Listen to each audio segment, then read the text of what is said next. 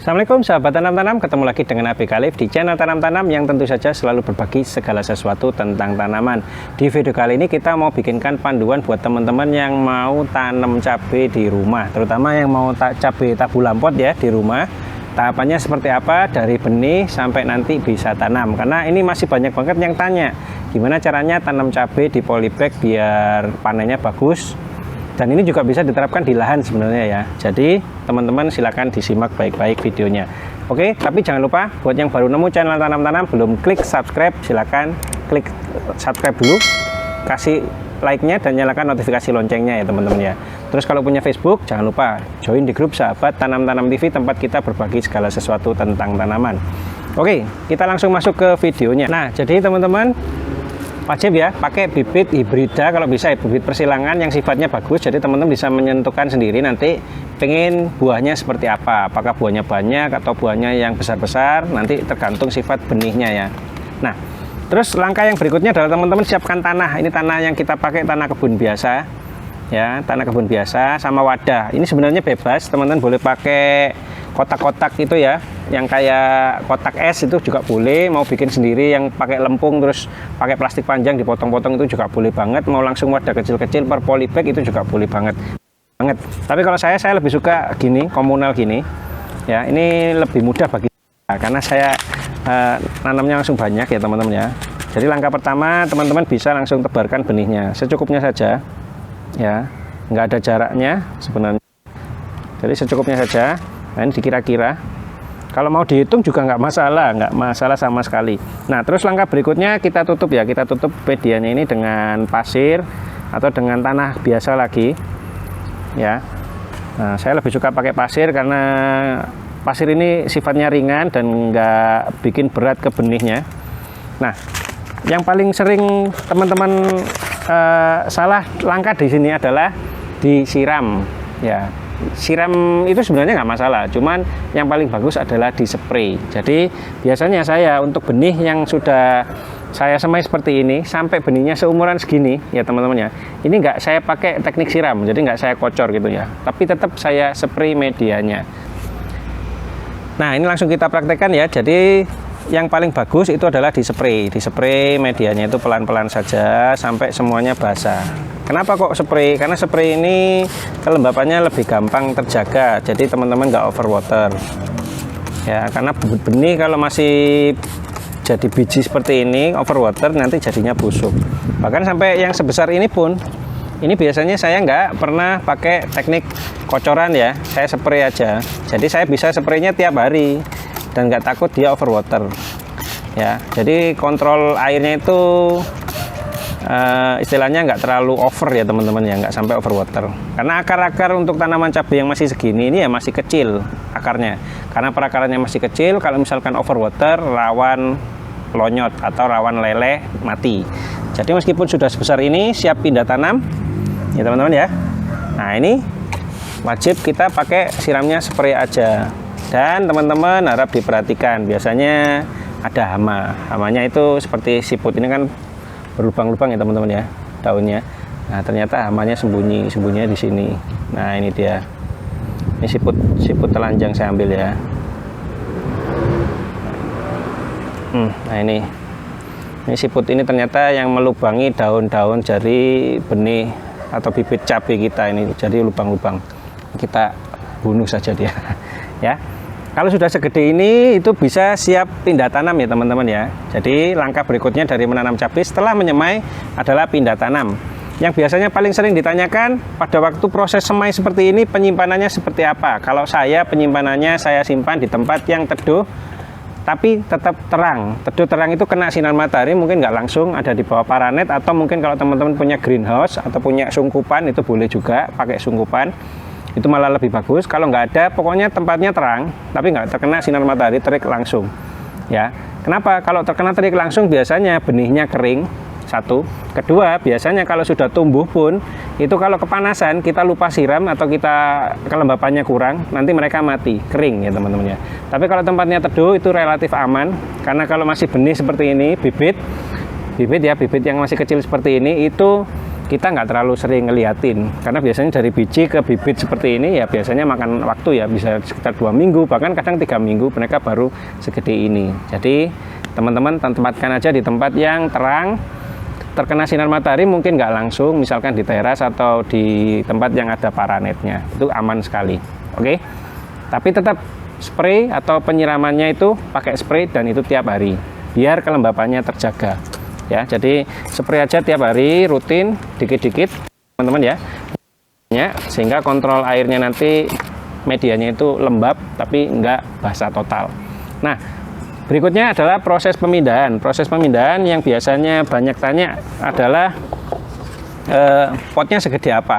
Kalau potnya, kalau saya lebih suka pakai yang seukuran galon ini teman-teman ya. Jadi semua cabai-cabai saya ini saya pakai ukuran galon, karena udah pas dan gampang banget, jadi nggak bisa pakai beli polybag lagi. Ini istilahnya komposisi yang pas. Terus untuk medianya kita pakai media yang kemarin kita pernah share di channel Tanam-Tanam, yaitu kita menggunakan media racikan. Media racikannya ini terdiri dari tanah kebun 1 bagian, terus kalau teman-teman punya kohe kambing yang sudah difermentasi atau sudah lama itu juga 1 bagian, sekam mentah 1 bagian, sekam bakar 1 bagian, boleh ditambahkan dolomit. Dolomitnya ini secukupnya saja. Sama kalau ada pasir malang. Pasir malangnya ini bisa sampai 1/4 hingga setengah bagian. Setengah bagian dari mana? Dari jumlah tanahnya. Jadi kalau misalkan tanahnya tadi 1 sak gitu ya teman-teman ya, pasir malangnya ya cukup 1/4 sak. Jadi pasir malangnya ini 1/4 bagian dari masing-masing. Jadi misalkan teman-teman pakai ukuran sekam, sekamnya 1 sak, tanahnya 1 sak, terus apa tadi kohenya 1 sak, terus sekam bakarnya 1 sak, ya berarti pasir malangnya kalau ada itu boleh 1/4. Kalau nggak ada nggak masalah sama sekali, nggak pakai pasir malang. Pasir malang ini fungsinya juga untuk ya teman-teman ya, biar mereka ini medianya tetap istilahnya ada aerasi atau drainasenya bagus ya. Nah, proses berikutnya adalah pindah tanam. Nah, proses berikutnya pindah tanam. Kapan pindah tanam dilakukan? Biasanya kalau sudah daunnya itu sekitar 10 lembar. Jadi dari sini teman-teman bisa lihat, ini kan daunnya sekitar 1, 2, 3, 4, 5, 6, 7, 8, 9, 10 ya, sekitar 10 lembar. Jadi segini ini udah proses pindah tanam udah cukup bagus. Akarnya udah cukup bagus. Nah, kalau yang segede ini biasanya kita nggak ingin mecah akarnya, jadi saya ambil dari bawah ya teman-teman ya. Saya ambil dari bawah seperti ini. Nah, ini saya pecah aja 1 bagian. Nah, misalkan ini. Nah, ini isinya 1, 2, 3 ya, sekitar 3 plant ya, 3 tanaman. Ini akan saya tanam jadi 1. Yang kecil seperti ini saya buang ya. Nah, ini jadi sisa 2 tanaman yang cukup dominan. Nanti dia dominannya di sini, yang 1 ini. Nah, yang ini nanti sekundernya atau cadangannya ya teman-teman ya. Ups, ada cacingnya. Cacingnya saya buang dulu deh. Nah, ini nanamnya ya gampang sekali ya teman-teman ya. Jadi tinggal ditanam aja seperti biasa. Ini medianya kering sekali teman-teman. Memang sengaja kita bikin medianya itu kering dulu ya. Jadi nggak terlalu becek, karena perakaran dari tanaman cabenya teman-teman tadi bisa lihat kan masih kecil sekali ya. Nah, seperti ini. Nah, kalau sudah ditanam di media yang seperti ini di dalam pot atau polybag yang gede, itu teman-teman boleh melakukan penyiraman kocoran. Nah, sebenarnya ada satu treatment yang nggak boleh terlupakan untuk menyiapkan media. Ini medianya biar bagus, nanti biar mikrobanya banyak, teman-teman siapin PSB. PSB boleh, JMS boleh, JLF boleh, air jakaba boleh. Apa fungsinya? Dikocorkan di media yang akan kita tanami, minimal ya sekitar 1 minggu sebelum tanam ya. Jadi satu minggu sebelum tanam ini kita kocor dulu dengan PSB 1 kali atau 2 kali. JMS juga boleh, JLF boleh, air jakaba boleh, untuk menyiapkan mikroba di dalamnya. Nah, jadi setelah mikrobanya ini ada di dalam sini, kita tinggal melakukan penambahan penyiraman berikutnya. Penyiramannya ya rutin kayak disiram tiap hari. Nah, ini kalau sudah masuk ke media seperti ini insya Allah nggak akan layu ya teman-teman ya, karena kita waktu mindahnya tadi kita nggak cabut. Kalau dicabutkan seperti ini akarnya banyak yang putus, tapi kita pecah akar. Jadi kita pecah akarnya ya teman-teman ya. Nah, seperti ini kita pecah akarnya. Nah, seperti ini. Nah, ini kan akarnya tetap ada di dalam situ ya, tapi yang kecil-kecil kita buang. Nah, yang gede ini kita tanam ke tempatnya, jadi perakarannya itu nggak pecah. Itu yang perlu diperhatikan ya, biasanya dicabut mindanya. Nah, itu salah. Jadi kalau dicabut ya pasti mati. Nah, teman-teman, setelah kita melakukan penanaman seperti ini, biasanya kita melakukan penyiraman. Nah, penyiramannya ini boleh teman-teman pakai langsung tambahan POC. POC yang kita maksud bisa teman-teman pakai air lindi. Ini air lindi ya.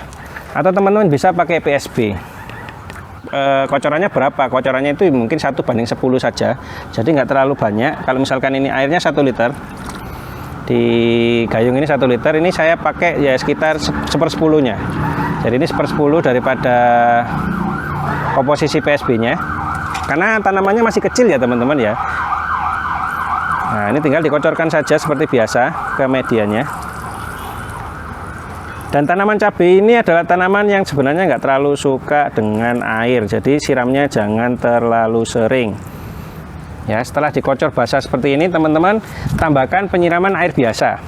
Ya, ini sampai jenuh, istilahnya disiram sampai jenuh. Dan ini khusus penyiraman pertama kali pada saat tanam saja ya teman-teman ya. Penyiraman saat tanam pertama kali. Jadi ini sampai jenuh, sampai basah semua medianya, sampai keluar-keluar airnya. Itu siram pertama kali. Setelah itu teman-teman jangan disiram lagi sampai medianya ini dirasa kering. Jadi kalau dipegang udah kering, dimasukin jari udah kering, itu baru disiram lagi. Dan frekuensi penyiramannya itu sangat tergantung ya, lokasinya seperti apa. Kalau lokasinya panas ya siramnya bisa 2 hari sekali. Kalau misalkan lokasinya dingin, media gak gampang kering, bisa disiram bahkan 1 minggu sekali. Punya saya ini bahkan sampai agak kering ya teman-teman ya. Ini siramnya bisa 1 minggu sekali, karena di Kota Batu termasuk dingin, lembab, jadi medianya nggak gampang kering. Seperti itu ya teman-teman ya. Terus kalau misalkan cabenya nanti ada yang rusak, ada yang mengalami penyakit, biasanya di awal-awal tanam, teman-teman nggak usah khawatir, lakukan restart. Video untuk restart cabai itu sudah pernah kita tayangkan di channel Tanam-Tanam. Jadi daunnya dihabisi semua. Kalau misalkan teman-teman lihat ini ada cabai yang kayaknya mengalami keriting kayaknya ya. Kayaknya mengalami keriting. Kenapa? Karena ini telat nyemprot. Di sini ada hama ya teman-teman, bisa lihat di sini. Ini namanya semutnya banyak. Nah, ini telat nyemprot. Jadi dia daunnya keriting. Kenapa? Karena semutnya itu pelihara kutu di balik daun. Nah, ini segera dilakukan restart. Jadi mumpung belum banyak daunnya itu diprotoli semua. Nanti biar mereka tumbuh lagi. Tumbuh lagi seperti apa? Tumbuh lagi seperti sebelahnya ini. Nah, ini yang sudah pernah kita restart, tumbuh lagi dengan daun yang bagus ya teman-teman ya. Dan ini sudah siap lagi keluar buahnya, sudah mau keluar bunganya lagi. Tapi ini teman-teman tetap wajib spray ya. Lah ini teman-teman bisa lihat semutnya udah mulai datang lagi. Semut memang suka bikin ulah ya. Jadi mereka meskipun bukan hama, tapi mereka suka bikin ulah, pelihara kutu di balik daun. Nah, seperti itu. Terus obatnya untuk kutu dan lain sebagainya apa? Obatnya simpel sekali teman-teman, bisa pakai ekoenzim. Bikin sendiri di rumah boleh, beli juga ada ya. Dengan perbandingan kalau misalkan untuk pencegahan 1 mili aja per liter. Kalau misalkan untuk pengobatan bisa sampai 2-3 mili per liter juga nggak masalah.